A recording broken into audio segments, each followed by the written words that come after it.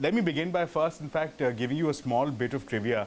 I think not many are aware in this room that the Honorable Minister's office, if you were to approach it in Electronics Niketan, you would find on the right-hand side a countdown timer, which gives him a sense of the time that is available to him to achieve some of those targets.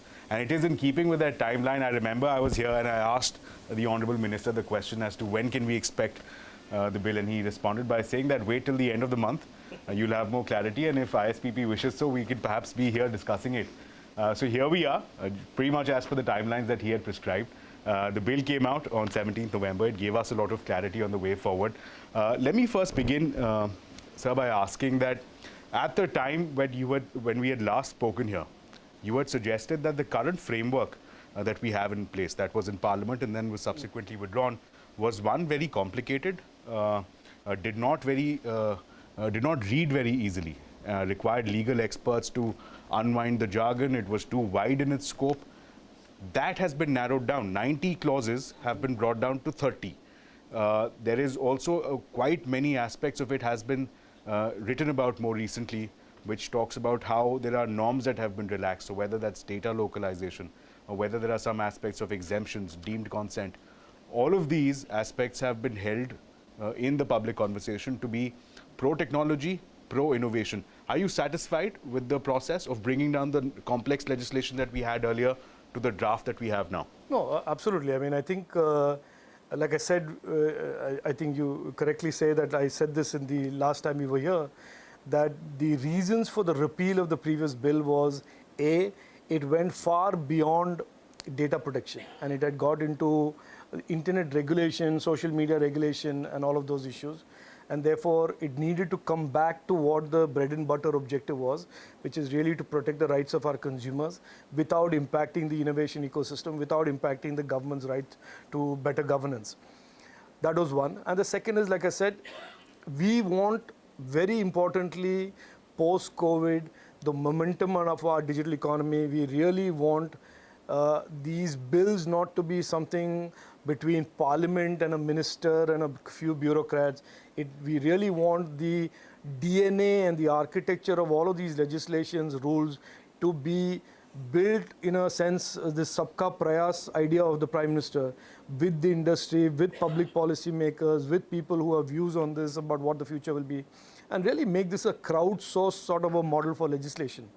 So I think simplicity and having multiple stakeholders be involved in the legislative process, creating the architecture and design of the law, is what our outcomes were. And I think this bill meets those objectives beautifully. Well, just to get into the specifics, there are some aspects which have seen relaxations. So whether that's data storage, localization, also non-personal data not being included, these are aspects which many have said are pro-innovation, are pro-technology, will help create that sandbox environment that enables free thinking, innovation, and creativity and entrepreneurship. Just your thoughts on that. No, Ashmit, if you recall, and I take some effort at repeating, because these things tend to get forgotten in the heat of the moment, that what we are doing is creating a framework. So we have the National Data Governance Framework Policy that addresses non-personal data and all of the downstream economic activities and research activities in AI and innovation ecosystems, AI startups, that comes from the non-personal ecosystem. That has been framed, that has gone through consultation, you are aware of that, and that is now policy. We have now this law which deals with very narrowly digital personal data. And the digital personal data architecture is, like I explained, is about the rights of the data principal, which is the citizen, the obligations of the companies that actually deal with processing the data and providing a reciprocal service or product. What are their obligations, and how does one deal with the breach of an obligation under the law, which is the Data Protection Board. So this is an extremely narrow, very focused piece of legislation that addresses one particular slice of the digital ecosystem. And as I said, and I'm saying again, we are building the whole framework for the India Decade. So we have NDGFP, we have the DPDB bill, we will have a DIA subsequently, and while the DIA is being constructed, we have the amended IT rules as a placeholder before that. So I say again, and I just shared with the students here that, and I say this not just because I want people to know, I want you also to know that we approach this as a framework, and we approach this as design principles. So this is one piece of an elaborate legislative framework that we are building, an architecture that we are building, that will address almost every element of the digital ecosystem, not necessarily in one cumbersome, huge law, but in multiple pieces that are all harmonized. So there'll be harmonized pieces that will deal with these various aspects. Speaking of that framework, this bill not only confines itself to the personal data, but also digital personal data. One aspect that has been raised in public commentary that we have seen is that non-digital personal data is not included in the scope of the bill. Does that then perhaps create an issue where companies may be compelled to keep the information in a non-digital format so as to escape the legislation? No, I don't think you mean non-personal digital, non-digital personal non-digital personal data. Look, and the reason for that is very simple, that is too vast a thing to get into in the first bite, number one. MeitY, the department of which I am a minister, deals with only the digital ecosystem. Now, we can't be legislating for the non-digital ecosystem as much as we would like to, or we want to, or you want us to. So I think this is, like I repeat again, in the digital space, laws and jurisprudence must be seen as evolutionary, always evolving. The world is, by the way, dealing with the same kind of challenges all over the world. We are way ahead of the curve compared to many other countries in terms of our framework and laws and IT rules. So understand that this is not the last word on laws. This is not the last word on legislation or rules. These things will keep evolving. And I can preempt one of your questions, which is to say, why do you have so much of subordinate legislation in the rule, in the law? And precisely for that. Because as we go through, understand, learn the landscape of challenges and opportunities, there is a need for the law to constantly respond to turn left, turn right, change, modulate, evolve. And that is why we have kept the DNA, the design principle of this law, that it can continue to evolve. That every time we see a challenge, we don't need to come rushing back and spend another 6 months in consultation and doing another law. That's an interesting point. In fact, one of the experts on the channel had suggested something along those lines, and the conversation at that time traveled to that these are, of course, notifications. There are remedies in law people have. Yeah. So it's not. And by the way, I want to say this, and maybe people, some people get it and some people don't, that subordinate legislation is not a free pass. Subordinate legislations have to be placed in Parliament. Sure. Like the amended IT rules, I will place in Parliament during the winter session. I have to place it in Parliament, and I have to, if people ask me questions about it, I have to explain it. So subordinate legislation I read so-called experts write some commentary saying subordinate legislation is bad because it is a free pass to the executive. It is not. I want everybody to understand the subordinate legislation goes through precisely the same type of parliamentary scrutiny that a law goes through. It is just not voted on, that's all. Sure. Let's travel further to one of the aspects that you'd highlighted in the keynote speech, is that just prior to the bill, there was a tweet of yours that went viral, which red flagged Google's conduct in the United States. Google, just for the benefit of the audience, they were found tracking user location even when that user location function had been disabled. Now, charges were leveled by 40 states in the US. They didn't concede to any foul play, Google, but they readily agreed to pay a settlement sum of $392 million. The question I want to ask is, as far as the penal clause in the draft is concerned, we've seen very clearly laid out in Schedule 1 what these offenses are and what the relevant penalties could be. Right. The maximum penalty that can be levied is 500 crores. The question I want to ask is, where we have a scenario where Google is happily paying 30,000 crores in the United States, could this be a situation where perhaps this would only be a rap on the knuckles that Google will be more than happy to sign off as a business expense? Again, I would encourage people to read the bill. The 500 crore is a starting point. And it could be easily changed by notification by the government to, after the DPB says, look, 500 crores is not enough, the harm is more, that we can make it 1 lakh crores if that's what is required. Also, let me put in your mind that the law is silent today, and therefore the DPB has the discretion of that 500 crore being levied on a per subscriber, per consumer basis, or for the entire breach.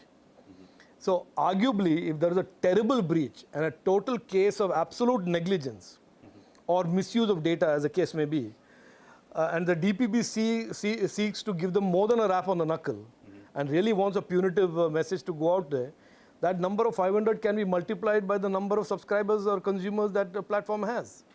So there is plenty of leeway for this not to be a rap on the knuckles, and it is not intended to be a rap on the knuckles. I want to be very, very clear. The reason criminalization has been moved out of the bill and it has been decriminalized, and we have relied on financial penalties, is that the financial cost of data breaches, financial cost of misusing Indian customers' data, Indian consumers' data, the financial cost of compromising or negligence on of Indian consumers' data will be so severe that you will not even do anything other than maintain the Indian customers' data with trust, Indian citizens' data with trust and responsibility. That is the intention of the bill. So if any platform believes that I can play games with this, and by the way, it's only going to be 500 crores, I want to, through you, give them the unambiguous message that that is not the intention. The consequences are designed to be a deterrent. The consequences are designed to change behavior. The penalty section is designed to make sure that it is a punitive message that there are costs and consequences of negligence. I think that's a very welcome point, that the criminality aspect has been dispensed with. And speaking on the penalty, however, would you have liked it to have been benchmarked against the revenue like we have in the GDPR, like in the earlier avatar of the bill, which says 4% Look, of Ashmit, I want to say one thing. And I say this almost to collectively, we must agree that laws prescribe principles. And the institution of the Data Protection Board, which was always going to be under the oversight of a high court, evolves into making the right decisions on whether they will levy penalties based on the turnover, based on a 500 crore lump sum. We should not hard code that in law. Sure. We should not prescribe the prescription, but we should clearly establish the principle that our Indian citizens' data cannot be misused. Sure. Our Indian citizens' data must be protected. And if you don't do A and B, the consequences under the law is that you will end up having a significant financial penalty. The Data Protection Board as an institution should develop into one with the required capacity and capability to take the right decisions on how to formulate the damage, how to calculate the exact amount, whether it is as a percentage of revenue, whether it's a percentage of the damage or the consequence of the breach. That is something we should allow the institution to develop and build that capability and capacity. Right. So on that note, let's slip into a very short break. We'll continue this conversation with the Minister of State for Electronics and IT on the other side. Well, welcome back to this special broadcast on CNBC-TV18. We're in conversation with Mr. Chandrasekhar, the Minister of State for Electronics and IT. We're discussing aspects of the Data Protection Bill, the draft which is out already, and what it could look like in the days, weeks and months to come. Mr. Minister, on to another aspect that saw very fierce debate in the public as well as in the parliamentary committee was, should the government have an exemption? So Section 35 was very fiercely debated. It's been dispensed with. The government, however, has reserved the power that in case a situation arises, it can notify exemptions to certain government entities. Right. This has also seen a fair bit of criticism with, if I recall correctly, Justice Sri Krishna saying that this could be tantamount to a blank check to the governments, and that raises concerns. One of the things I advise people, justices and otherwise, is please read. You know, the best cure to misinformation is to read the document. And there is no such blank check anywhere. As a matter of fact, we have a section that says exemptions. And it is very open, it is very transparent, and the logic for that section of exemptions is laid out. It says that the exemptions will be for national security, it will be for natural disasters, and it will be pandemic. Now, I can't believe that any judge or a lawyer or a self-acknowledged expert will say, in the event of a pandemic, the government should go seeking consent from people who are trapped in a pandemic for the right to use their data. So, look, there will be criticism. Many of it will be just based on, paranoia and conspiracy theories and the desire to be seen as opposing something, which is fine. This is we are a great democracy, and we welcome that. But to the people who want to make a constructive contribution and be co-architects of this bill, I point to the fact, and this is a fact, that all fundamental rights have reasonable restrictions. 19, which is Article 19, free speech, has reasonable restrictions on 19.2 on law and order, incitement. Similarly, the privacy and data protection rights have reasonable restrictions, which is that the government has the ability during emergencies to seek an exemption of the act. And we have laid out that very transparently, the exemption section. We have not hidden it anywhere in some minor language, with convoluted ifs and buts and so on. We are putting it out there, and it can be tested, it can be read again. But I can certainly say that the characterization that this is some way of a free pass to the government is about as far from the truth as as you can get. It is not at all a free pass. The government's rights here are absolutely carefully designed, and they are absolutely, like I said, meeting the test of a reasonably given right. And I want to tell you, during the Puttaswamy judgment, there were 3 conditions imposed by the Supreme Court for any law. Sure. It was legality, it was about necessity, and it was about proportionality. And I can assure you that the rights that have been given here meet the test of necessity and proportionality. Just 2 more questions I'll ask the Honourable Minister. With respect to, you said the Data Protection Board, that will be an institution going forward that will decide the fate of data protection. The question I just wanted to ask is that could it have been more qualifications, more details in terms of appointment process been clarified that would have given more clarity on the way forward? Ashmit, I actually think that we must all agree that the old way of lawmaking, where 30% of the law was sort of set aside to describe the qualification of the chairman, his retirement age, and describing the qualifications of the other members, their retirement age, their perquisites, how much cars they will get, what kind of house they will have. That used to occupy 30% of every old bill. This is a new way forward. We are describing and defining the institution, the DPB, and what the institution will do. We believe this law is required for the advance of our technology economy and the digital economy. The best people that are required for that kind of position, wherever they come from, and maybe it's you or people from the media, should be available for that. Why should we create these hard-coded, prescriptive legislations where we will say the person has to be 59 years and a half, and he should have a 4-bedroom bungalow in Lutyens, Delhi, and he should have an ambassador car with air conditioner in the front and the back. I think those are all past. Those are relics of a system that we want to leave behind and move forward. This is the digital age. That's why we talked about the DPB being a digitally enabled board.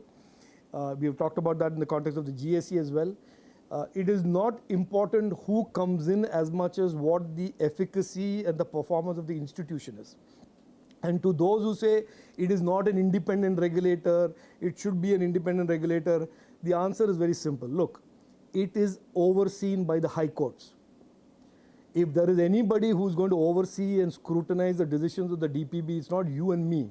It is not the government. It is not student, the ISPB. It is the High Court of the land that will sit in judgment on every decision that the DPP takes. And therefore, there's an inbuilt incentive for the DPB and those who are manning the DPB to be independent, transparent, and to be fair and equitable. I think the Honourable Minister is too wise to our ways. He already preempted the question. I know the question. Just like last time. One final question, I'll make this very brief. You gave us a timeline last time. Before November is when the draft can be expected. Now that the draft is here, the final date for comments is December 17th. When do we see it in the Parliament? No, is it the budget session? Please understand there is no final date for comments. We will extend the consultation. We'll continue consultation. We want this bill to be a bill that actually achieves its objective. And so don't worry about the December 17th. That is part of the bureaucratic process that somebody has to put a date there. But at the end of the day, I welcome this audience, students, and especially students all over the country, to participate in this. Instead of leaving it to self-appointed experts, and I use the word experts in quotes, you become the experts. Read it, because I want as many Indian citizens who read this to become experts on this and give us your views, give us your comments on how to make it better, if there is a way to make it better. But can we see it in the budget session or the monsoon session is more I reasonable? see no reason why we can't bring it in the budget session. I see no reason at this stage, unless somebody comes up with something absolutely, dramatically, something that we've overlooked. And I suspect that there is no such thing that our homework has been fairly rigorous on this. Right, Mr. Chandrasekhar. Like always, any 15-20 minutes spent with you always makes for an engaging conversation. I'd like to thank you once again for taking time out, for graciously answering some of our questions and for engaging us as well. Also at the same time, let me thank here the students and the administration at the Indian School for Public Policy for hosting not just the Minister but also us as well, for allowing us this platform and to having this discussion. It's been a fruitful, engaging conversation that will hopefully drive the agenda going forward. But that is all the time that we have for. For more news and updates, keep watching CNBC TV 18.